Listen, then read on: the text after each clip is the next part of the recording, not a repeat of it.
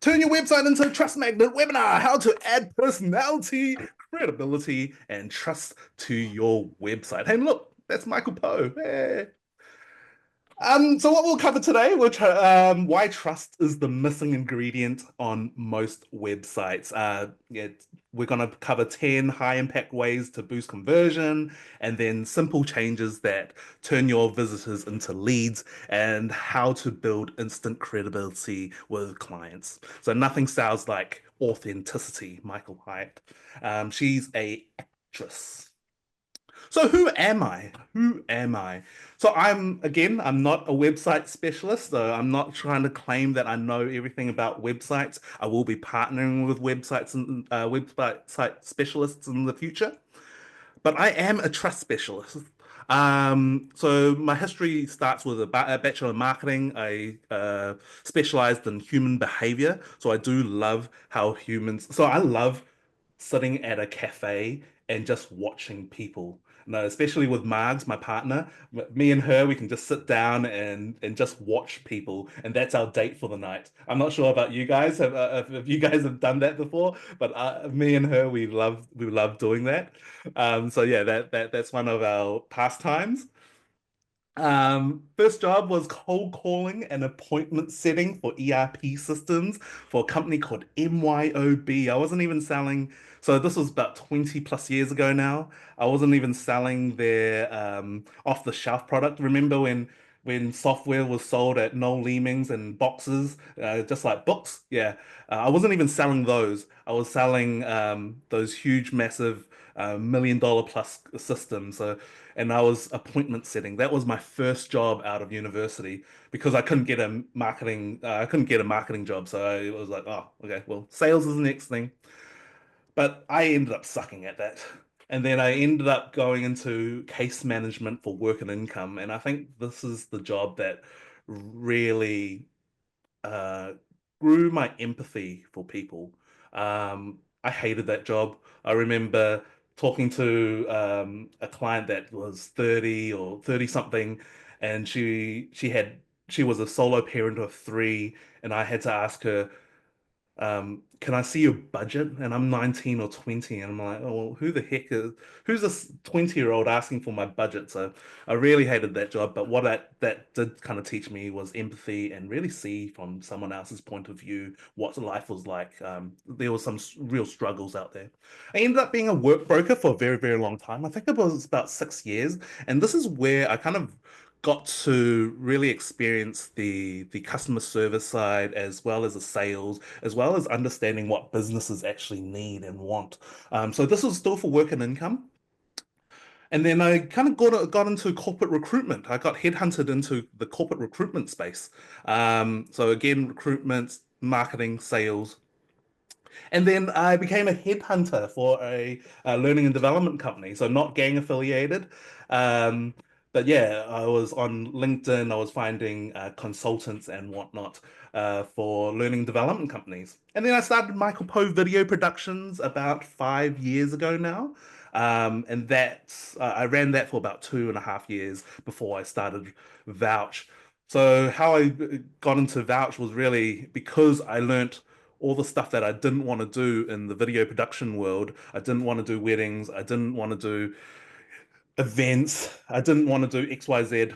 And then what I was really good at was tapping into what people felt and really understanding why people done the things that they've done for a particular company and getting underneath the skin of not just the surface level of why they choose a business.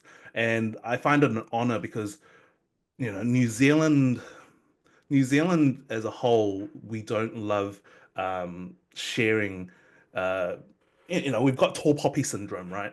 So the fact that I get to, on a daily basis, go to talk to people that's done amazing work, and people don't usually turn up on camera unless um, they have, no, their no, the client has done amazing work. So if they have, and I get to ask and yeah, ask questions about it all and really hear like the amazing work that they do. So it's a real honor. So the clients in this room, thank you very much. It's very cool to to hear all those amazing work that you guys do. So when I say salesperson, what do you guys think of? I guess if you guys take yourself off mute, like, or actually, just let's just go hands up. Used car salesman. I was in that space. Who thinks that? No, hands up. I can see you all. No. Who thinks trusted advisor? No, yeah. And somewhere in between, don't know. It's somewhere in between. Yeah, yeah. I was definitely in the camp of sleazy used car salesperson, and I think it's definitely a kickback to the friends that would get in touch with you on Facebook after 10 or 20 years or not touching base with them, and then all of a sudden they're trying to sell you Amway. That's that feeling that I get sometimes. And red pen, blue pen. I definitely grew up in that era where the business training was all about always be closing. And that kind of really jaded me of the whole sales world, and because I started in the cold calling space, I was, picking up the phone. It's a numbers game. It's never a relationship game, and that's the kind of feeling that I always had behind sales. Um, I am slowly moving towards this space, but I'm definitely I know that I am in that. I started from this space. So this is actually a Vouch philosophy. I've got staff now. I've actually got two staff on, and I had to create a handbook. And one of the values that I kind of added on here, added onto the staff handbook is that I don't let's not go chasing butterflies. I can't control what my clients think. I can't control whether they have budget or whatnot. But what I can do is create and attract butterflies to my garden. I'm here to attract leads. I'm here to be amazing at what I do. And if they're in that circumstance to join me, this is the philosophy that I am working with now. And yeah, again, this is all coming from that that previous, let's not be this, let's be that trusted advisor. I'm here to give you ample space and ample educational moments. And I guess that's part of the reason why I'm running this as well, to give ample educational moments. So what I've noticed, and predominantly a lot of the companies that I'm working with is in the tech space, um, Tony, and Namada actually, Med, IT, SaaS. That's a lot of the companies that I'm working with, engineering firms as well, actually.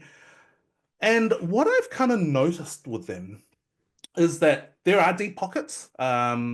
Usually it's founders founders have deep connections, and they've made their bucks, and they're kind of reinvesting heavily into their services. So they have great products. There's strong word of mouth. They have amazing customer service and amazing customer culture.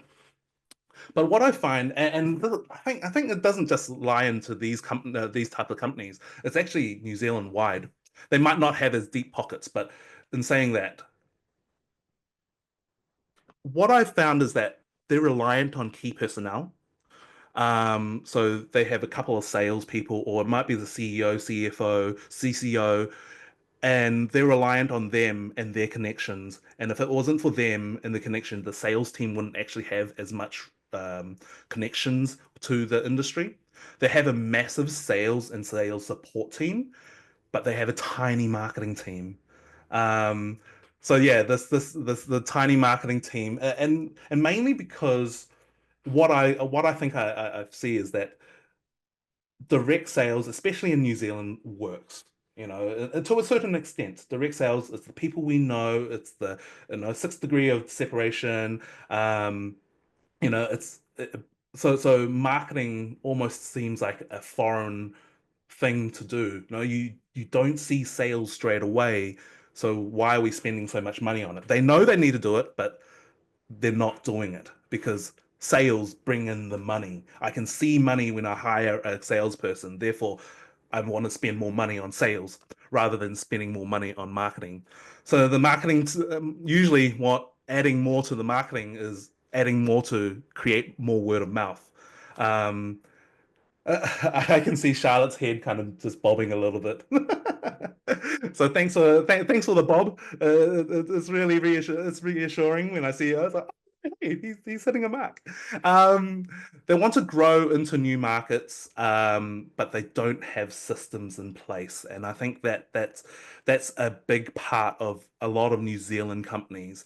Is that yeah, they want to grow, they want to go to Australia, the Pacific, Japan, China, America, Europe. They want to go, but then they realize that, hey, those deep pockets in New Zealand don't equate to much over in overseas or on the internet or whatnot. So really getting those systems in place, those marketing systems in place, the branding, all that kind of stuff is what I really stand for. Yeah, New Zealand heavily relies on the sales team for lead gen, and yeah, they don't have systems to create the lead gen. It's a lot of word of mouth. But that doesn't have to be the case. So let's go back to the start and really talk about these three words, credibility, trust, and personality. Um, what these all mean to me, I think you can kind of dwindle them all down to one big word, authenticity. And I'm not sure if you guys have heard. Have you guys heard of the term "we are in a trust recession"? Who's heard that term? Hands up. No. I heard this a wee while ago on LinkedIn. Anyway, I watched a podcast and whatnot, and I totally agree. In the world of AI, deep fake, news sources not being credible, governments not having their people as top priority. Um, yeah, I highly believe that we're in a bit of a trust recession. Sources that we'd usually um, we would go to previously, like the news, we are now having doubt about. So, in saying that, yeah, more than ever, trust, authenticness is such a big part of what we should be doing, and yeah, and that's why I'm running this webinar. Because when trust is at an all-time low, and if you are trustworthy and people can depend on you to be a source of trust, then that will pay dividends in the long run. Yeah. So yeah, that's again why I'm running this webinar. So let's talk about mindset first. This is my first tip. Um, I always tell the hero's journey, but in terms of if you're in business, you know, who is the hero in the circumstance if we're telling the hero's journey. So many people that I've kind of talked to have considered themselves the Harry Potter in the story. They always like to think about themselves. Um, they're putting themselves so no, they're sharing their story. But I think it's fundamentally wrong because at the end of the day, Harry Potter doesn't know what he's in for. You as Dumbledore, you know exactly what buttons to press, who to talk to, what you need to be saying, and you are the guide to the Harry Potters in the world.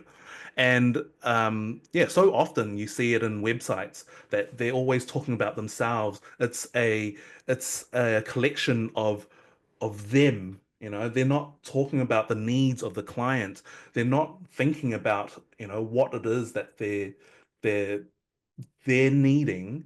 They're more thinking about what they want to show. No, they yeah. So rather than thinking about the client, very, very subtle shifts, but very, very, very important.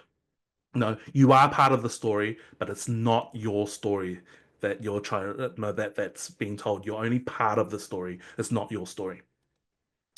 Tip two, use real imagery. So on your websites, no showcase smiles.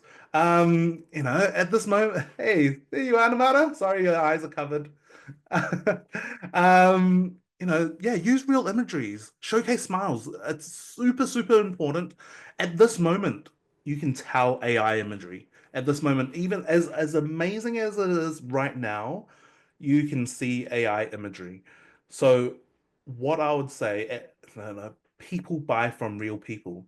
They know what you look like. I know not everyone's a small business like me, but they know your logo. They know the clients. They know your client's logo. They know what a real team looks like.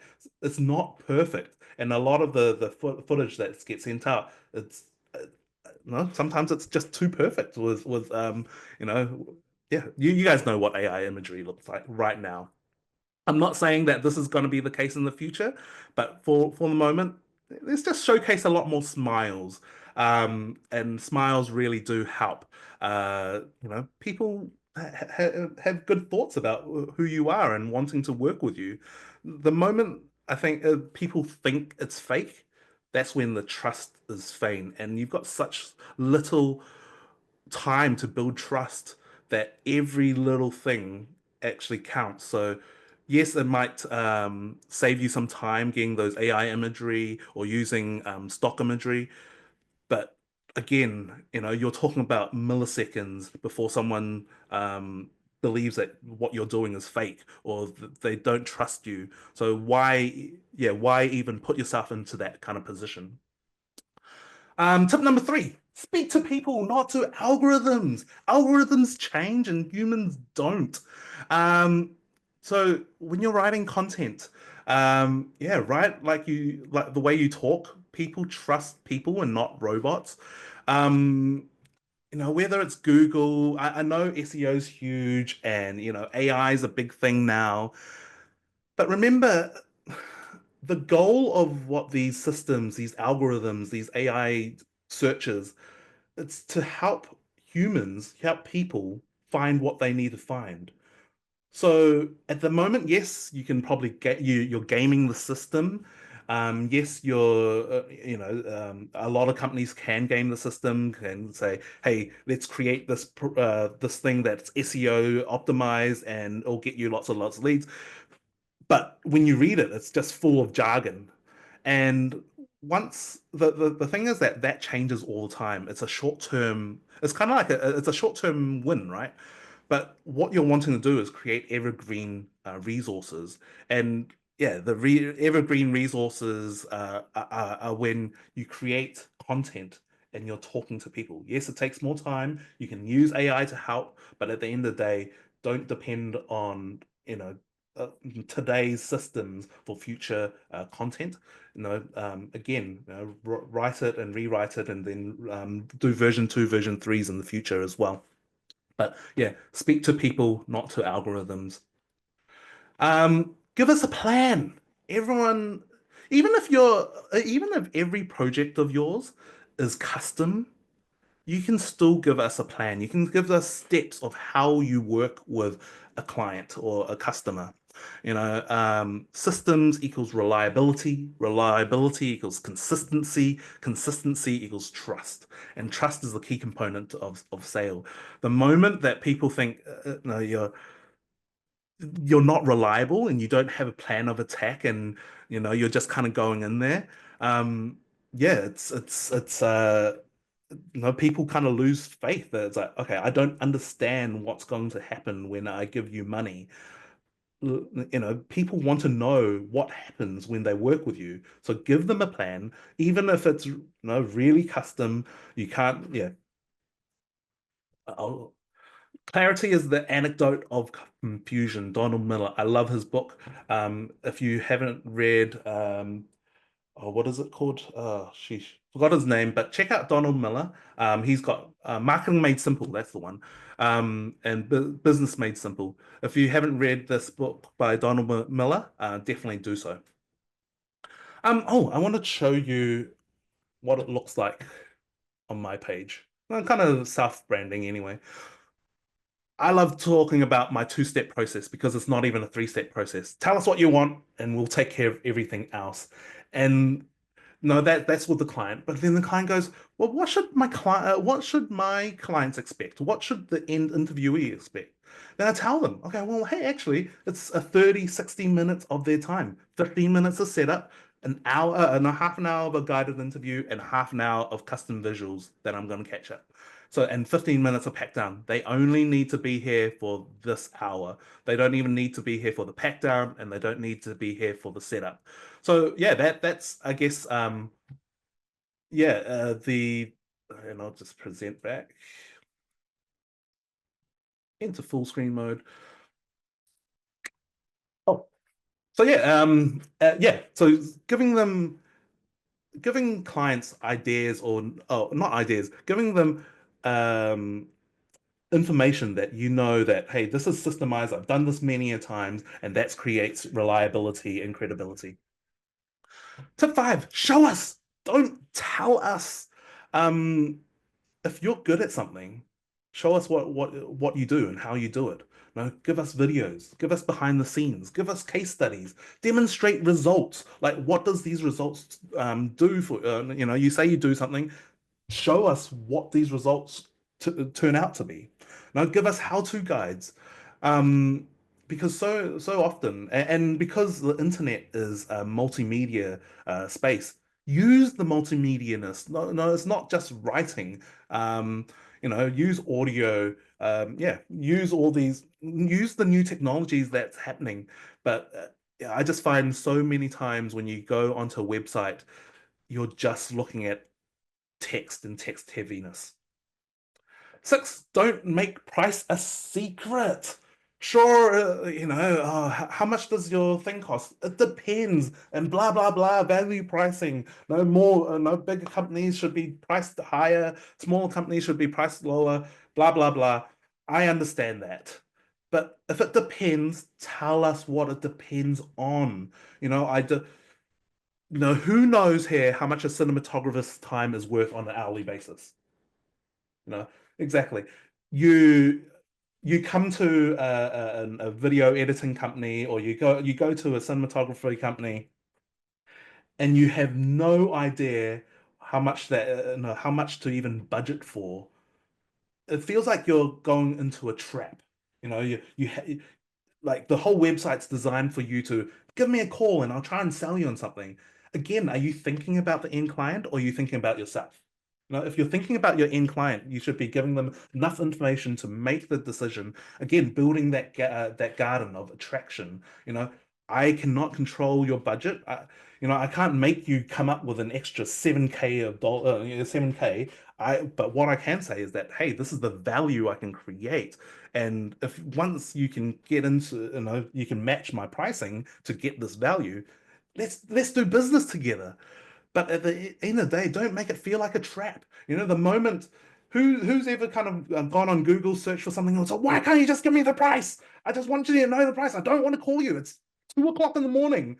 I just couldn't sleep, but I want to know this. And now I have to find someone else and I have to send you an email, all that kind of stuff. I'm very passionate about this. But yeah, give us a calculator. Give us some kind of price guidance. Let me read about it. Educate me about it.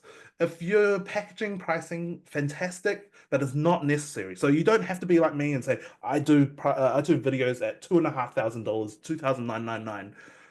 You don't have to do that. No, just educate what we should be considering for a budget.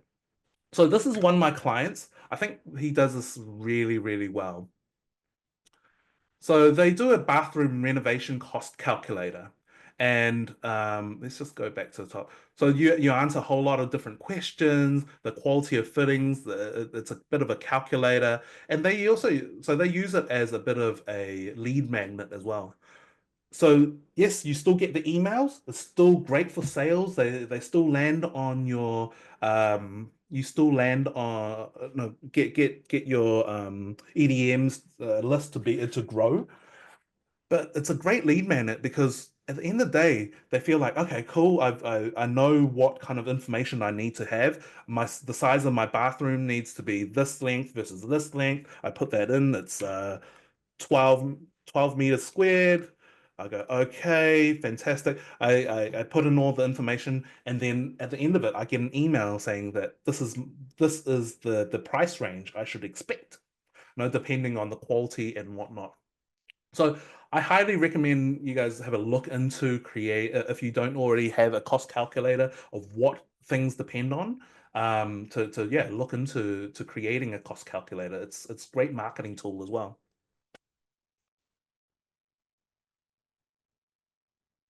7, educate your clients. You know, give insights, create content to help your clients, give away your secrets. Unfortunately, information today, it's super, super cheap. No longer is there an encyclopedia man, no knocking on the door saying, "Hey, would you like to buy this 12 volume, no, 26 volume set of encyclopedias and sell it to $7,000 or whatnot, and it's 1980, 1990 prices." No, the money is in the implementation. It's not in the information. So, with AI, with Google searches, just give away your secrets. Sharing your secrets doesn't weaken your edge. It proves that you're the expert. How many books have been written? I think there's a Alex Hormozy one, $100 million offer, $100 million sales. How many 100 millionaires do you see? You know, like if everyone followed everything that they said on those books, everyone would be millionaires. And there's like bajillions of those books, right? So again, at the end of the day, you can give away information. People aren't always going to be, uh, using it, and they probably then find out that actually this is a lot of my time. I don't have the expertise to do this. Let's just get someone to do this. So give away those secrets, or what you think are secrets, because other people actually know them already. And if not, they could probably work backwards to tell you what happens anyway. Stand for more than money. I love this one because one of the first business books I read kind of 7, 8 years ago was the Simon Sinek. People don't buy what you do, they buy why you do it. And that's from Simon Sinek. Again, no, why did you start your business, or why did the business start? What is it that you guys represent? No, let your values shine. Yeah, no, what are you helping the industry with? People buy for purpose. And then tip number 9, are you as good as you say you are? If you are as good as you say you are, no, give us a guarantee. If you aren't, you should be. No, you shouldn't be claiming anything that you don't do. But if you are claiming something, give me a guarantee. Guarantee me that something is going to happen, whether it's a money back or a, you know, you get twice the whatever it is or whatever it is. No, give me a guarantee. If you are, you should flaunt it. If you are a service business, all you're selling me is a promise. So just remember that if you are selling a service, all you are selling is a promise that something will be done in the future. So your client's future is in your hands, literally. And that's stressful. So in order to help your customers feel at ease of working with you, give them a guarantee. Guarantee that, yeah, help remove the doubt, stake your name to it. You know. This is my guarantee. I'm not sure how many. Oh, I know all my clients have it, but this is my guarantee. Oh, where is it? Oh, there it is. My hug back guarantee. What it is that if you wouldn't hug me at the end of the project, I'll give you your money back and you can keep the video. Again, so the reason I have this is not. How I kind of came up with it was that I recorded 21 testimonial videos for myself. And at the end of the testimonials, everyone kind of gave me a hug or a really genuine high five. And I was like, well, I do this already. I want all my clients to feel this way. And I know that if you go to a restaurant, you're expecting a certain quality of food. You don't expect, um, home cooked quality. You're expecting a certain quality of food. So I know that when you go out, you're expecting. So when you come to a videography firm, you're expecting a certain quality of video. Everything else is what makes the deal happen. This is why they come to you. The fact that I'm easy to work with, the fact that I'm very good at creating these types of videos. I can help you. I talk to your clients and I manage things for you. I project manage it. These are all. And I'm building a partnership. I'm taking work off your plate. I'm not adding to your plate. These are all part of why I have this hug back guarantee. It's not even about the end project. That's the bare minimum when you work with a company, a professional. What they deliver is the bare minimum.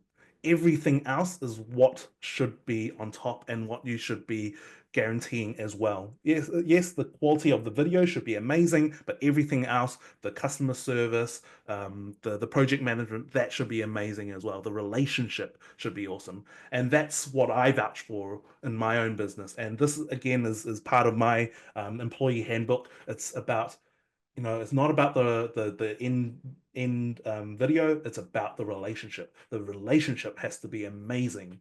You know. So thank you very much to all my clients in the room. Uh, Sorry, I have to do this.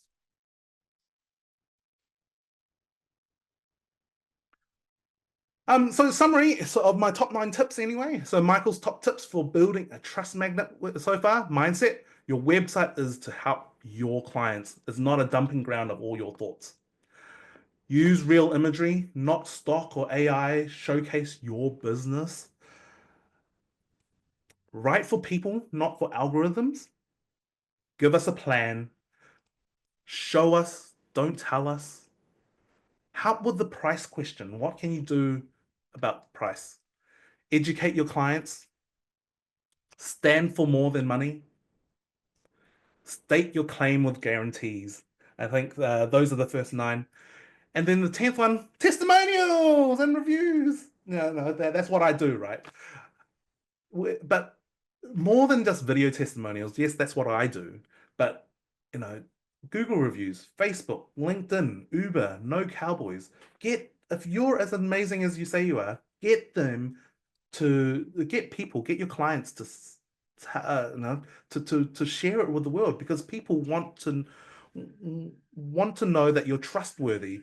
They don't want to be the first one off the cab rank, no, to get something done. They want to know that they're the 100th time. You're the 1,000th client of a dental clinic. And when you pluck that tooth out, I know it's going to be the smoothest, the less irritable as possible. I don't want to know that, oh, I've just come out of uni and I might have a really bad jaw afterwards.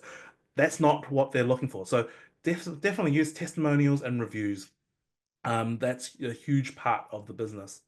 Um, one of my clients, so let's go back to Superior Renovations. They use testimonials. I think I want all my clients to be using testimonials the way that this client is using. This is their client stories page, and all these videos testimonials and case studies. And on their YouTube channel, there's even more. They have a role, they have a page of video testimonials of people willing to go on to um were willing to go on camera to stake their name, stake their face, put their building on the line to say, hey, these guys have done amazing work, and I'd love for you to film my house. And I think everyone should be at that point where they can say, hey, I've got a big list of people that are willing to stake their name on a video. But I know that it's expensive. I know because I'm not cheap. Um, and I know, hold on one moment. So I know I'm not cheap, and if you go to anyone else as well, videography companies, they're not cheap either. And so that's why I'm introducing Vouch Online. Real stories, real clients, real fast, remotely. So I turn 30-minute webcam interviews into powerful client stories that connect and convert. Um, no, really, it's a lightweight version of what I currently do. So video testimonials and case studies is not going to be cinematic. So the work that the videos that I kind of create aren't going to be cinematic. It's a again done online. I guide them through an interview of 30 minutes and then turn that into a 90 seconds to 2 minute video. Um, so it's not going to be to the quality, Tony, of what I currently do in terms of 4K-ness, but it is going to tell lots and lots of stories. And I've kind of priced it in a way to so people can get lots of these. So the two-step process is still the same. Introduce us to a client, we'll take care of everything else. Still part of the mandate. What should your clients expect? Still that 5 to 10 minutes setup time, still that 20 to 25 interview time, so 30, 35 minutes. That's the same. Nothing's changed there. Our hug back guarantee, still the same. And what does it look like? So this is of Margs. So whoever knows Margs, Stressful. I don't like to have these choices. Like, yes, you can book all the flights and stuff yourself, but it's so hard. So I guess it's just knowing that there's a professional that knows the industry, can answer questions like that, that can do it for you. So this is for a mate of mine called Cedric. So he runs What to Do World. So I created this for him with Margs. If you're only needing stories to be told, this is actually a perfect way.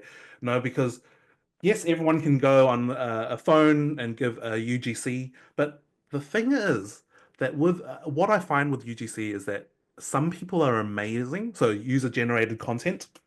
Some people are amazing at talking to a phone, but I find that most people aren't. Most people don't know how to toe the company line. They say the wrong thing. And it goes on for too long. What I'm doing here, and the reason why there's an interview, is that I already know as the editor, as the interviewer, as the project manager, I need to know I need to hit particular marks. So I ask particular questions to get to those particular marks. And at the end of the day, I then squeeze that 20, 30-minute interview into a 90-second, 2-minute video.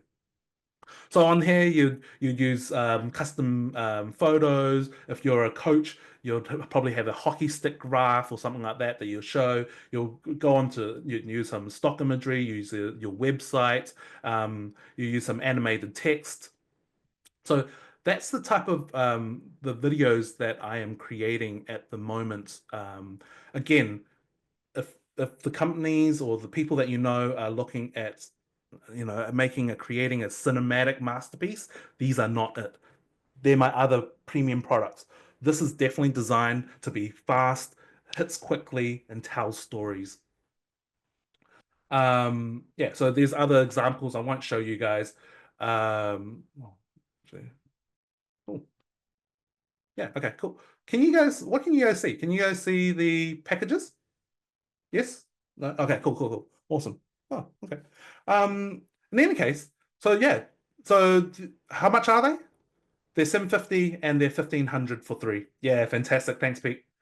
Um, so yeah, a 90-second to 2-minute video. Um, what I am offering to all my clients and then anyone on this webinar actually is that I'm going to give them at wholesale prices. So do know that I'm not actually going to be selling these in the future. I'm not going direct to market with these videos in the future. I am only going to be selling these through partnerships. So that's why if you're linked with me on LinkedIn, um, I am going heavy with the partnership strategy is because I'm not selling these. And the reason behind that, like I said earlier, is that I don't want the acquisition cost. I don't want the more I can remove of the acquisition cost, the more I can remove of the production cost, the more I can pass on to my clients. So if I have to go and sell individually, um, then it's not worth my time. This is not enough to cover my coffee times, my interview times with with the potential client. But if I am working with a partner and they are passing on a sold client, then I can remove all those coffee costs and pass that cost on to the end client. So this is a partner pricing. This is the wholesale pricing. So $500 and $1,200. So if you guys are ever interested, let me know. I will be sending out an email with these prices as well, and they're going to be limited until the 31st of May. So I believe it's the 15th at the moment, so 16 days. So if you guys are interested in these type of videos, do let me know. But otherwise, guys, thank you so much for hearing me. Thank you so much for being part of this first, my first venture into webinars. And thanks for letting me practice on you guys. So thank you very much, guys.